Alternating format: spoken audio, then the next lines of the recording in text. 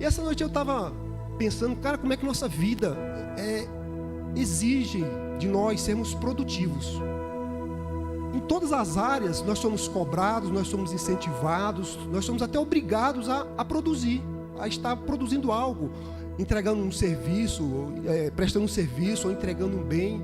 E quando nós falamos na área, né, do nosso trabalho secular, então, meu amigo, aí é obrigação, né? E se nós não entregarmos um serviço, não entregarmos um produto, nós não recebemos salário. E aí Paulo, né, lá na segunda carta aos Tessalonicenses, ele fala exatamente isso. Quem não quer trabalhar também não. Eu quero comer. Então nós precisamos produzir, né? Nós precisamos dar frutos, nós precisamos realizar algo. E é interessante como algumas pessoas têm uma capacidade assim extrema de produzir algo. Eu não estou falando só do meio cristão, mas homens como Steve Jobs. É um cara que passou pela face da terra e deixou um legado assim impressionante. Steve Jobs é o fundador da Apple, né, dessa grande companhia de telefone aí. E esse dia estava passando aí no WhatsApp um vídeo de uma obra. É a sede da Apple lá, não sei se é na Califórnia, mas é algo monumental, é um anel. Não sei se alguém viu, é um anel, uma coisa assim de bilhões de dólares, saiu tudo da cabeça do cara.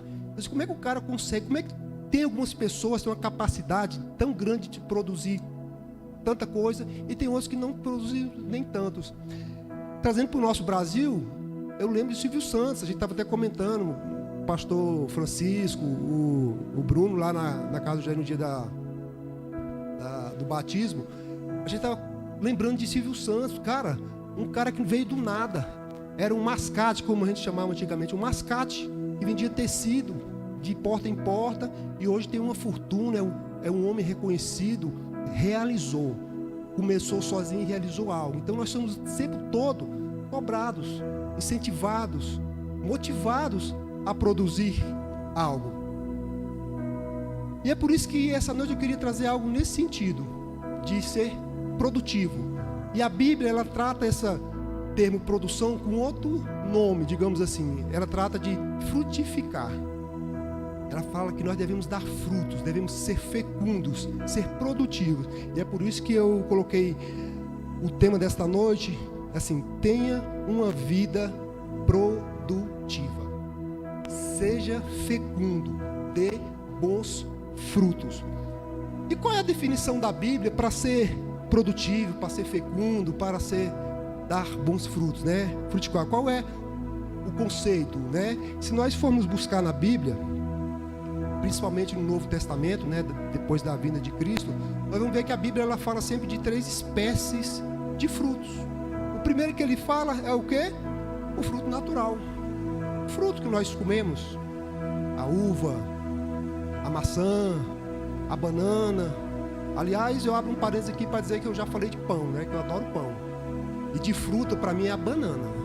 Lá em casa pode faltar sal, pode faltar a carne, mas banana não falta. Quem já teve a oportunidade de ir lá em casa se assusta porque tem uma fruteira lá, só tem banana. E a Valéria está apontando para uma criança que eu tenho ali, um jovem de 17 anos, está indo no mesmo caminho. Eu como 2, 3, ele come 10, 12. Então o negócio é bom. Aí eu estava lembrando que João Batista, quando veio anunciar o reino dos céus, ele comia o quê? Gafanhoto e mel. Se eu for sair para pregar, na minha bolsa ia ter pão e banana. Não existia coisa melhor. Sustenta, é ótimo para a saúde. Então assim, banana é um dos frutos. Então a Bíblia fala muito de fruto.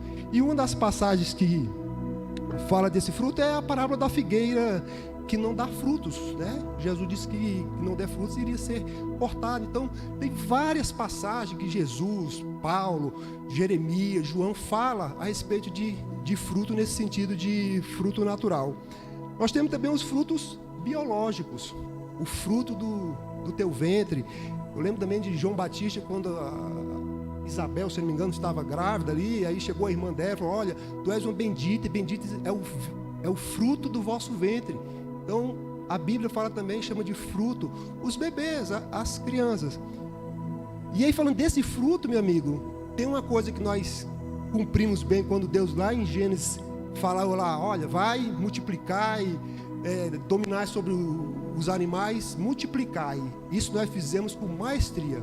estava vendo que hoje nós estamos chegando a 8 bilhões de habitantes no mundo. Então isso nós aprendemos a multiplicar com perfeição. Meu pai, por exemplo, pegou isso ao pé da linha, ao pé da letra. São 7 irmãos. Eu acho que tem gente aqui que deve ter até mais do que 7 irmãos, né? Então nós aprendemos muito a multiplicar esse fruto biológico, o fruto natural. E por último nós temos o fruto espiritual, que é o fruto que está relacionado ao nosso caráter, ao caráter de Cristo, na verdade, que nós sempre buscamos assemelhar a Cristo. O interessante é que o fruto natural nós não temos dificuldade. Se nós colocarmos aqui uma mesa de frutos aqui, com certeza nós iremos acertar a maioria deles. Fruto biológico, como eu falei, nós também aprendemos, a maioria tem filhos aqui, ou nós somos filhos de nossos pais, então nós aprendemos. Mas o espiritual, nós temos a dificuldade de entender, nós temos a dificuldade de amadurecer, nós temos uma dificuldade de crescer nesse aspecto espiritual. E aí eu queria trazer hoje para vocês o que a Bíblia nos ensina, na verdade. A Bíblia, ela traz lições, ela traz condições, ela traz ensinamentos que nos ajudam a ser frutífero, a ser produtivo, não só na área espiritual, que é o que eu vou abordar, mas os princípios que nós utilizamos para nós crescermos espiritualmente ou frutificarmos espiritualmente, nós podemos aplicar em todas as áreas das nossas vidas. E o mais importante de termos que frutificar é que reconhecermos que nós precisamos admitir que nós precisamos melhorar em alguns aspectos. Muitas vezes nós achamos que estamos bem, que estamos se comportando bem, e às vezes nem tanto assim. Então, quando você fala em fruto espiritual, nós lembramos de quem? Gálatas. Paulo, ao escrever ali aos Gálatas, ele fala exatamente do fruto do Espírito, né? O fruto é um só, o fruto espiritual, mas ele traz 9 características ali daqueles frutos espirituais, e que é o que nós devemos buscar. E os 9 são amor, alegria, paz, paciência, amabilidade, bondade, fidelidade, mansidão, domínio próprio. Algumas versões têm algumas variações pequenas, mas essas são as qualidades do fruto do Espírito que Paulo ensina lá no livro de Gálatas. E aí, se você fizer uma autoanálise hoje, assim, será que eu estou precisando melhorar em algum dessas características, dessas qualidades do Espírito? Se você fizer uma autoanálise hoje, eu te digo que você tem uma grande probabilidade de cometer erro. Porque quando nós nos avaliamos, geralmente nós cometemos algum tipo de erro. Agora, você quer ter uma avaliação correta sobre se você está desenvolvendo algum desses frutos, ou você tem carência, ou tem deficiência em um desses frutos? Pergunte para aquele que convive contigo. Pergunte para aquele que come um quilo de sal, né, Marcelo? Aquele que mora contigo, para a tua esposa, para o teu marido, para os teus filhos. Aí você vai ver onde você precisa melhorar, onde você está deficiente. No meu caso, se perguntar para a Valéria, ela vai ter dificuldade. Eu não tenho problema nenhum. Não, meu amor? Deixa para lá, vamos continuar, vamos abafar o caso, porque ela sabe que eu sou um poço de gentileza, sou um cara muito calmo, manso que nem um gatinho. Só ela me conhece, pessoal, por isso estou falando, se nós... Olha lá, minha irmã também ali, viu? Para quem não sabe, Zoraia é minha irmã. Então, se nós formos fazer uma análise, a gente vai cometer erros. Agora pergunta para aquele que convive conosco lá, que ele vai te dizer. Se ela fizer uma justa avaliação. Mas na verdade, se nós avaliarmos nós mesmos, se nós formos justos, sinceros, corretos, nós vamos verificar que nós precisamos melhorar em todos esses elementos, todas essas qualidades. Porque nós não somos perfeitos. Nós somos pecadores, a Bíblia fala que nós somos pecadores. Deus procurou um justo na terra e não encontrou. Aí veio o seu Filho amado, que pagou um preço por nós, e por isso nós estamos aqui. E nós precisamos buscar, desenvolver esses frutos. Deus, ele incentiva o tempo todo que nós frutifiquemos, porque ele é glorificado quando nós frutificamos.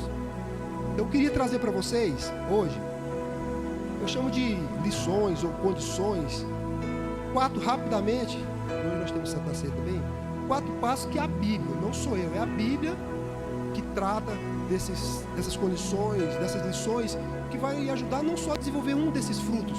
Talvez você precise desenvolver um, você está bem no outro. Isso é comum entre nós.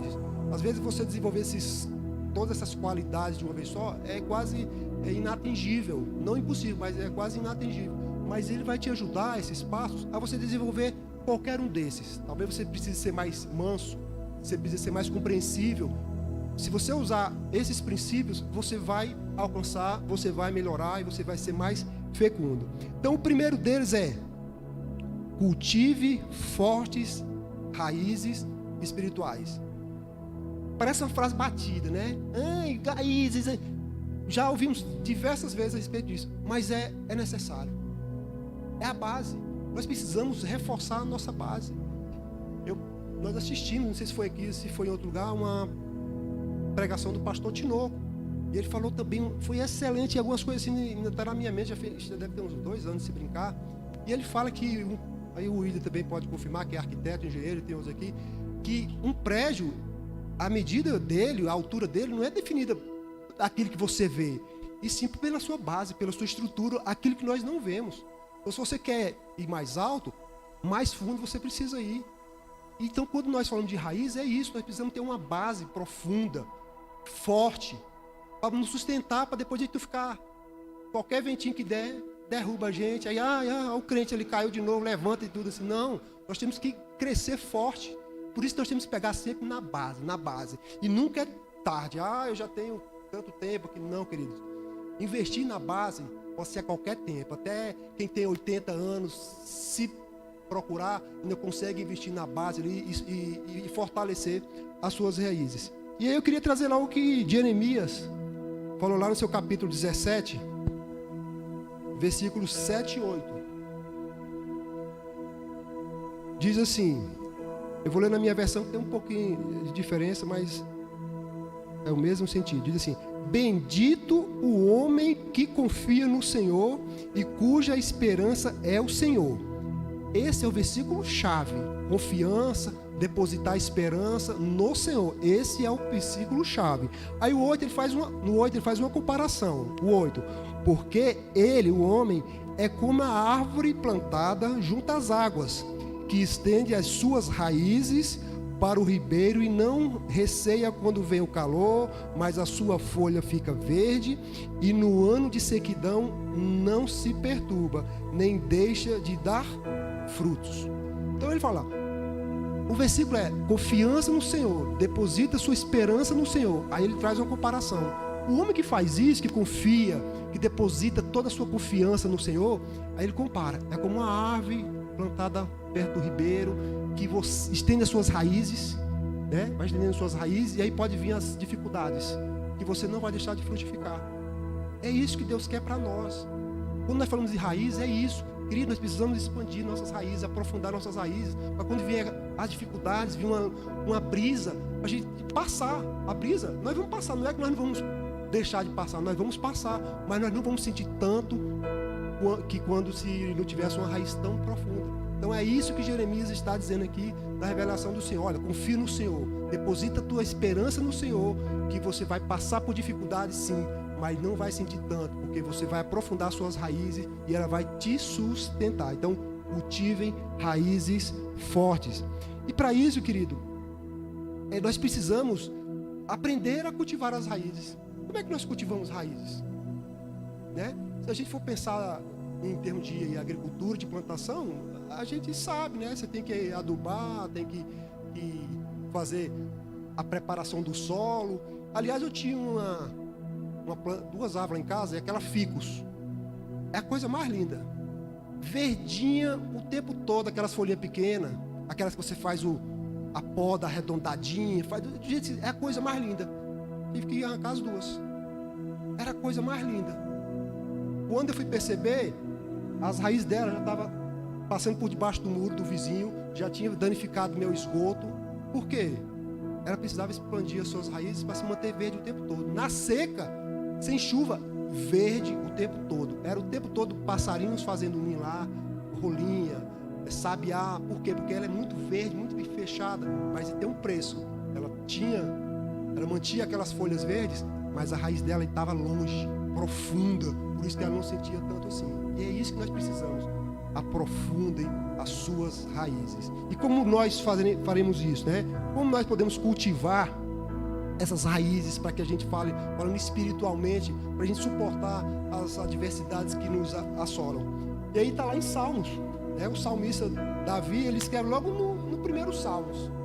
No primeiro Salmos ele já abre exatamente com um ensinamento para nós expandirmos, aprofundarmos as nossas raízes, que diz o seguinte: bem-aventurado o homem que não anda no conselho dos ímpios, não se detém no caminho dos pecadores, nem se assenta na roda dos escarnecedores. 2 versículos-chave. Antes, o seu prazer está na lei do Senhor, e na sua lei medita de dia e de noite. Está aqui o segredo para você aprofundar suas raízes. De novo, tem que ler a Bíblia. Olha, tantos autores falam a respeito disso. Se eles falam tanto a respeito disso, é porque é importante. Eu sempre vejo, quando a Bíblia fala demais de algo, do dinheiro, quantos versículos a Bíblia fala de dinheiro? É porque é importante. É porque Deus sabia que às vezes o amor ao dinheiro ia nos prejudicar. Então, quando a Bíblia bate mais no versículo, no princípio, é porque é importante e sabe que nós necessitamos dele. Então, quando nós falamos em raízes, nós vamos bater sempre que for preciso. Quando Deus incomodar e mandar falar, a gente vai falar que nós precisamos aprofundar nossas raízes. Nós precisamos meditar na lei do Senhor. Nós precisamos estar em comunhão com Deus. Tudo isso Ele vai fazer com que a gente seja fecundo, que a gente produza bons frutos. E o 3, ele vem com outra comparação. Então esse que medita na lei, que estuda a palavra, está em comunhão com a igreja, com comunhão com o seu pastor, aí ele traz outra comparação. No 3 ele fala: ele, a pessoa que medita na palavra dia e noite, é como árvore plantada junto à corrente de águas, que no devido tempo dá o seu fruto, e cuja folhagem não murcha, e tudo quanto ele faz será bem sucedido. No devido tempo dá o seu fruto. Às vezes você está lendo, está estudando, participando do estudo bíblico, não está vendo frutificar. Olha o que a palavra fala: ao seu tempo. Ao seu tempo não é ao seu tempo não, tá? Não é o seu tempo não. A palavra ao seu tempo. O Senhor ao seu tempo dará o seu fruto. Você dará o seu fruto também no tempo que Jesus e Cristo vê que você está preparado. Na hora que você se dispor, na hora que você colocar a sua vida em ordem, colocar a sua vida no altar, colocar a sua leitura, o seu devocional em dia, você vai começar a frutificar, porque isso é uma consequência. Então, cultive raízes fortes. E quando nós cultivamos raízes fortes, é uma das lições, uma das condições para nós colhermos lá na frente. Segunda condição, ou segunda lição: elimine as ervas daninhas da sua vida. Gente, quem já morou em roça ou conhece um pouco de plantação, eu não sei se vocês sabem, mas hoje vocês me veem assim, um rapaz bonito, né, com as mãozinhas bem fininhas. Eu já morei na roça. Minha infância foi na roça, aqui perto de Padre Bernardo, numa chácara com meus pais. Eu puxava muita cobra para os pés. Sabe o que é cobra para os pés? Capinar, ó. Era acordando 6, 7 horas da manhã até meio-dia. Aí meu pai: Rodolfo, vem almoçar. Eles largavam a enxada e ia almoçar. Então era muito sofrido. Então assim, a gente preparava a terra, lançava a semente, ficava torcendo. Aquela época ficava torcendo porque não era crente ainda. Hoje a gente ficava orando. A gente fica orando para que chova, para que a semente brote, para que ela cresça. E aí a gente vai acompanhar todo aquele acompanhamento aí até chegar o momento da colheita. Só que nesse meio tempo surgem as ervas daninhas. O tempo que nós gastamos para lançar a semente, preparar a terra, lançar a semente, é um esforço, querido. Você não sabe o quanto um agricultor sofre. Estou falando de um agricultor, talvez, esse caseiro, né, individual, não essas grandes indústrias que já tomam um terreno gigantesco, que tudo máquina trabalha e agrotóxicos nesse tipo, mas assim, aquele micro, aquele que trabalha com a mão, é muito sofredor. E você sabe o que é preciso para a erva daninha nascer? Sabe o que você precisa fazer? Nada. Ela surge do nada. Ela surge do nada, cresce, floresce, às vezes até mais do que a lavoura. E ela vai te sufocar. Ela vai sufocar aquela planta ali se você for negligente. Erva daninha, quando aparece nas nossas vidas e nós não tomamos uma providência, é negligência da nossa parte. É negligência se nós vemos uma erva daninha e não tomarmos providência. Porque ela vai trazer um dano. Daninha vem de dano, de prejuízo, de não, algo indesejado que está no nosso meio. E quando eu falo que elimine as ervas daninhas da nossa vida, nós temos várias ervas daninhas. Quais são as ervas daninhas das nossas vidas? Tudo aquilo que exige seu tempo, sua energia e impede você de crescer espiritualmente. Preocupações, anseios, prazeres, coisas da vida, tudo isso, ídolos, tudo isso te impede de você crescer. Ela te sufoca. E Jesus fala isso na parábola do semeador. Davi, por favor, Lucas 8,14. Olha o que Jesus fala na parábola do semeador sobre as ervas daninhas. Diz o seguinte: aqui caiu entre espinhos são os que ouviram a palavra no caso, e no decorrer dos dias foram sufocados com os cuidados, riquezas e deleites da vida. Os seus frutos não chegam a amadurecer. Jesus usa a palavra aqui, sufocam. Querido, se você anda sufocado, é hora de você parar, examinar o seu terreno e fazer uma limpeza. Às vezes você precisa limpar a sua agenda. Se você não tem tempo para o Senhor, para disponibilizar aí na obra do Senhor, estou muito ocupado, não tenho tempo, veja a sua agenda. Faça uma limpeza.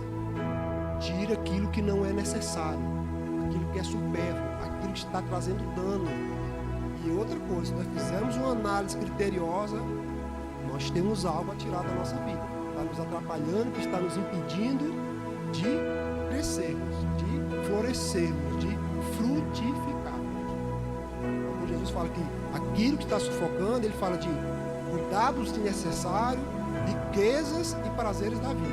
Ele resume em 3 aspectos aqui, tudo aquilo que tem nos impedido de crescer. Então, pare, corrija o percurso. Eu penso assim, corrija o percurso, ajuste o prumo e prossiga. Você, quando vai numa viagem, você pega um mapa ali, você não olha só no início e vai quando chegar. Não, você às vezes vai ter que parar, vai ter que olhar para ver se eu estou no rumo certo e vou fazer os ajustes necessários. A erva daninha é para isso. Você parar e falar, não, tem algo que está errado aqui, não. Meu comportamento aqui, minha atitude assim não está legal. Vou melhorar. No casamento, então, nem se fala, né, meu amor? Não fala não, né? Fica quietinho aí. A gente o tempo todo, né? Em relacionamentos, então, o tempo todo nós precisamos ajustar, nós precisamos se adequar um ao outro, precisamos entender o outro. É assim que Deus quer para nós. Deus quer que a gente frutifique o máximo que nós pudermos nessa terra. Ele não faz nada contra. Deus, ele é justo. Às vezes a justiça dele, a ira dele vai vir sobre nós quando nós pecamos, mas nós precisamos entender que às vezes isso é para o nosso bem, para o nosso crescimento, como nós vamos falar agora no próximo aqui, e fala exatamente de... Deixa eu ver aqui, ele já leu, né? Sufocados. E o 3 é confiar na poda de Deus. Primeira coisa, poda de Deus não é castigo. Poda de Deus não é punição. Às vezes Deus vai tirar algo que para você pode até ser bom. Um exemplo de, às vezes você está no emprego, está satisfeito, aí Deus vem lá e corta, tira você desse emprego. Aí você fica sem entender, mas Deus, estava tudo bem, estou dizimando, estou indo para a igreja e tudo. Aí a gente, não, Deus está me punindo, Deus está me castigando. Não. Nós temos que entender que a poda de Deus não é castigo. A poda de Deus é para o nosso crescimento. E aí lá em João, continua em João 15, 1, 2, fala exatamente isso. Quando Jesus fala da parábola da videira verdadeira, ele fala, eu sou a videira verdadeira e meu pai é o agricultor. Todo ramo que, estando em mim, não der fruto, ele o corta. E todo o que dá fruto, limpa, poda, né, ajusta. Para quê? Para que produza mais ainda. É difícil entender, né? Parece que é difícil entender quando Deus está nos passando por uma prova, nos dando condições de passar por uma prova, e a gente imaginar que Deus está, né, nos castigando. Não, aqui a palavra está dizendo isso. Às vezes Ele vai nos colocar em situações, e naquele momento parece que é para o nosso mal, parece que é para nos fazer mal, para o nosso sofrimento, né? Nenhuma poda é agradável. Quem já viu uma árvore podada, às vezes é lindo, aí fica só o cotoco ali, sem uma folha, sem uma flor. E aí você vai ver que com o tempo ela brota ramos, folhas, flores muito mais bonitas do que tinha antes. E por que Deus faz isso? É porque Ele quer estimular. Deus está o tempo todo nos estimulando para o nosso crescimento espiritual. Só que aí, às vezes nós resistimos. Nós não aceitamos a poda de Deus. A gente quer lutar contra, às vezes, a poda de Deus. É porque não é, no primeiro momento, algo agradável. Quem quer perder o emprego? Ninguém quer perder o emprego, ninguém quer passar por uma dificuldade, sem entender. A palavra fala, né, que às vezes você não entende o que está acontecendo contigo hoje, mas lá na frente você vai entender. E aí Jeremias não é... Deixa eu ver aqui só... Que fala da... Em Hebreus. Desculpa, Jeremias não. Eu acho que até o pastor William falou sobre isso. Às vezes também a Bíblia, ela não traz poda. Ele traz um outro termo, que é disciplina. Poda, disciplina, corte, limpeza, está tudo ali dentro do mesmo gênero da palavra. E aí lá o autor dos Hebreus, lá em 12:11, fala exatamente isso. Toda disciplina, com efeito, no momento, não parece ser motivo de alegria. Quem gosta de ser disciplinado, né? Parece que a gente está assim, sendo castigado, sendo punido. Não, peraí. Mas, de tristeza. Ao depois, entretanto, produz fruto pacífico aos que têm sido por ela exercitado frutos de justiça. O que o autor dos Hebreus está falando aqui? Toda disciplina no início parece que é para trazer mal. Ninguém gosta de ser disciplinado. A gente recebe com tristeza. Fala assim, ó, você vai fazer isso, principalmente a criança. Tu vai ficar ali agora para tu aprender e tudo. Mas vai triste porque ele às vezes não entende. E é isso que o autor dos Hebreus está dizendo aqui. Mas quem está disciplinando, principalmente quando vem uma disciplina de Deus, uma poda de Deus, ele sempre vai ter um propósito para que você melhore, para que você cresça. Ele está falando assim, olha meu filho, você está saindo do prumo. Eu vou te trazer aqui, ó. Fica aqui agora. Cumpre essa disciplina. Eu vou te podar aqui porque você está saindo, está precisando. E eu quero que você cresça, eu quero que você dê frutos, que você seja fecundo. Nós precisamos aceitar a poda de Deus. Nós precisamos confiar na poda de Deus. Mesmo que para nós, no início, seja algo dolorido, feio, desagradável. Mas o propósito de Deus é para que você frutifique 10, 100, 1000 vezes mais. E como é que nós podemos confiar na poda de Deus? Glorificando em todo o tempo. Independente das circunstâncias, nós precisamos glorificar ao nosso Deus. E aí tem 2 versículos que eu separei também. Primeiro está lá em 1 Tessalonicenses 5:8, que diz assim: em tudo dai graças, porque esta é a vontade de Deus em Cristo Jesus para convosco. Em tudo. Está falando que é só nas coisas boas? Está falando que é só nos momentos agradáveis? Não. Quando fala em tudo, nos momentos de dificuldade, nós precisamos agradecer a Deus e pedir que Ele passe conosco diante daquela situação. E um outro trecho que eu gosto bastante é a oração de Abacuque, do profeta Abacuque, lá em 3, 17, 18. Abacuque 3, 17 e 18, que fala o seguinte: ainda que a figueira não floresça, nem que haja fruto na vide, o produto da oliveira minta, e os campos não produzam mantimento, as ovelhas sejam arrebatadas do aprisco, e nos currais não haja gado, todavia eu me alegro, eu me exulto no Deus da minha salvação. Agradecer, engrandecer o nome do Senhor nos momentos de bonança é muito fácil. Agora, no momento de dificuldade, nós agradecemos, reconhecemos que Deus está atuando ali em nossas vidas, é mais complicado. Mas nós precisamos reconhecer que Deus ele está em todas as circunstâncias da nossa vida.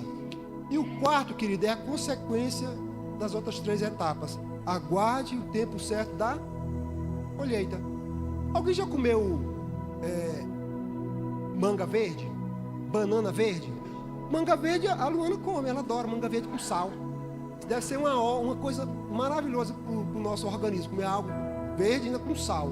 Mas tem gente que gosta, a Luana é uma delas. Banana verde, horrível, trava. Caju verde, horrível, trava. É porque está fora do seu tempo.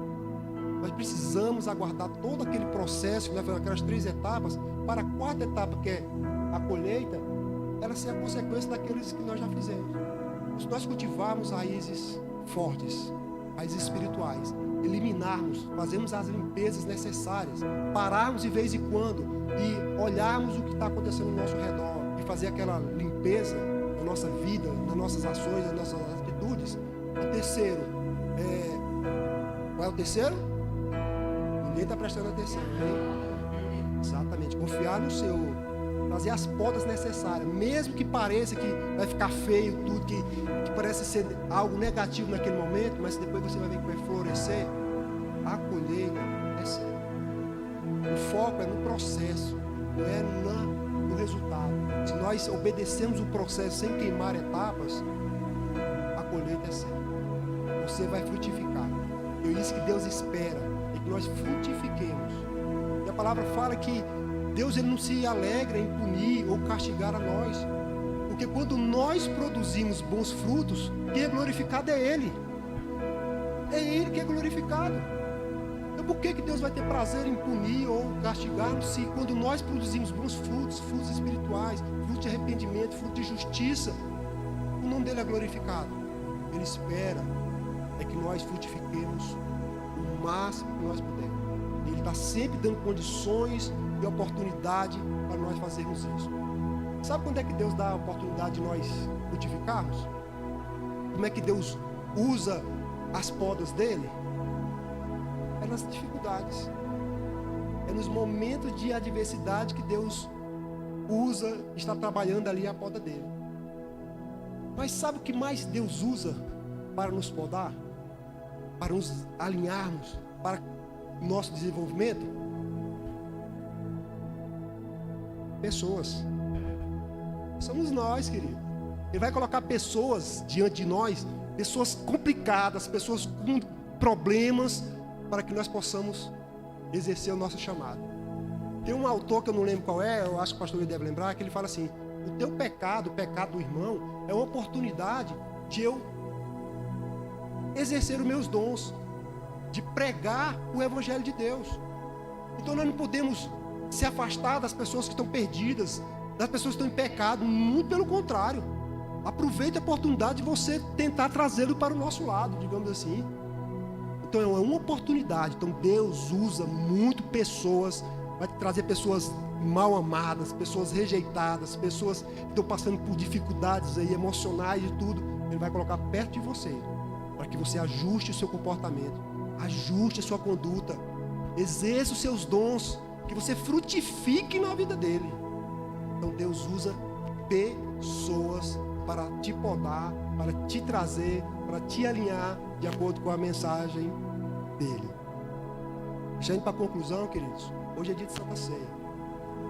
É um dos eventos mais importantes para nós cristãos, para nós que entendemos o motivo da Santa Ceia. Comunhão entre os irmãos, comunhão com a igreja, comunhão com Cristo. É uma ordenança do Senhor Jesus, que fala: fazer isso em memória de mim. Então Ele está mandando, está nos ordenando que nós façamos isso. É também um memorial.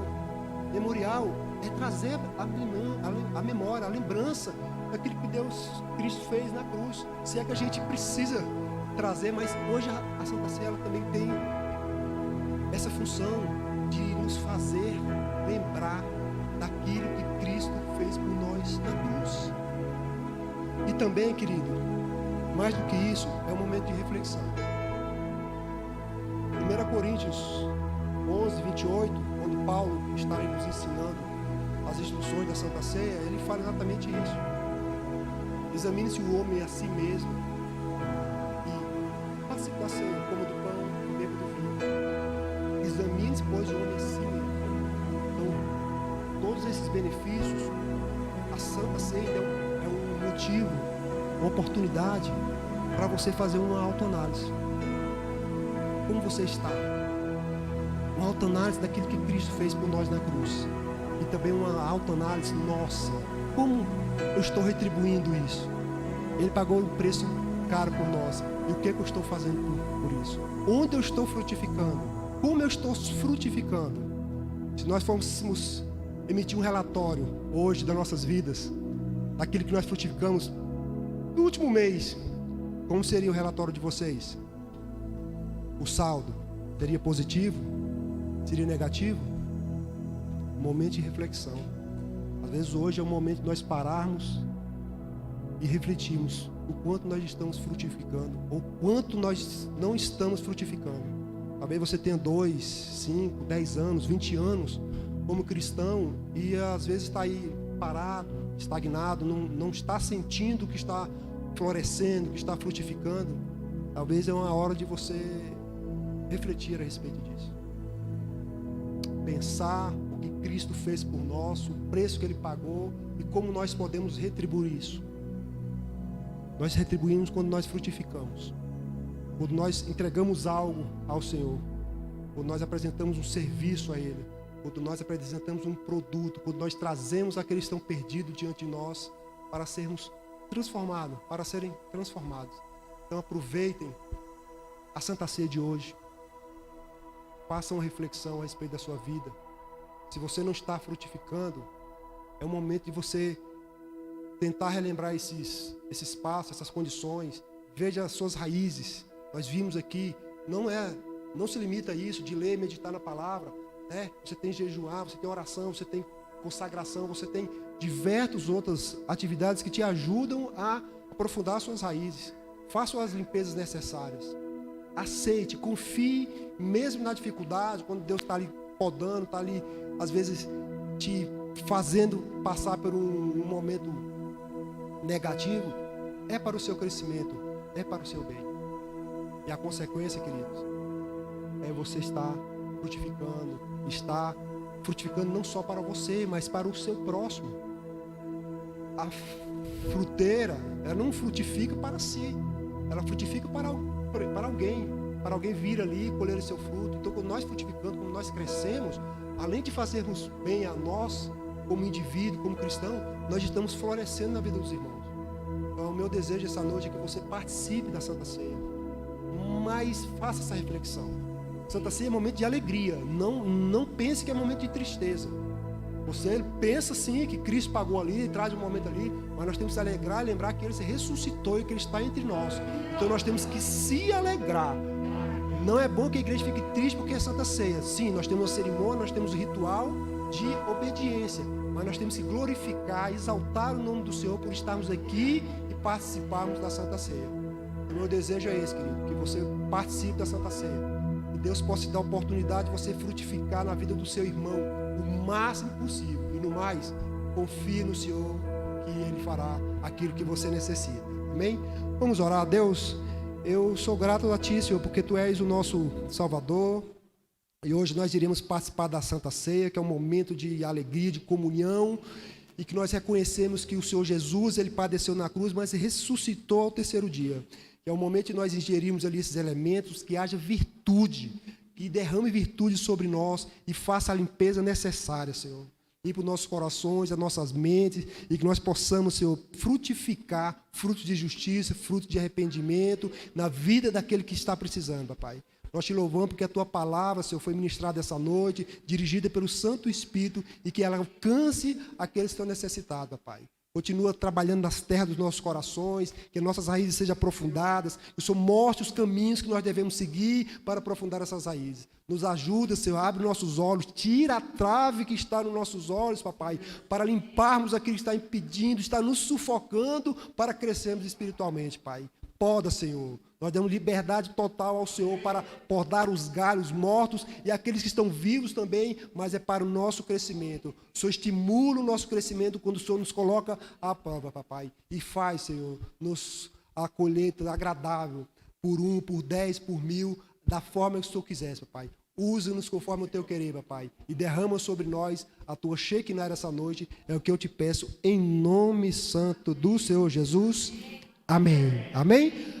Aquele que tem vontade de ser um homem, uma mulher fecunda, que dê muitos frutos nessa vida, aplauda o Senhor.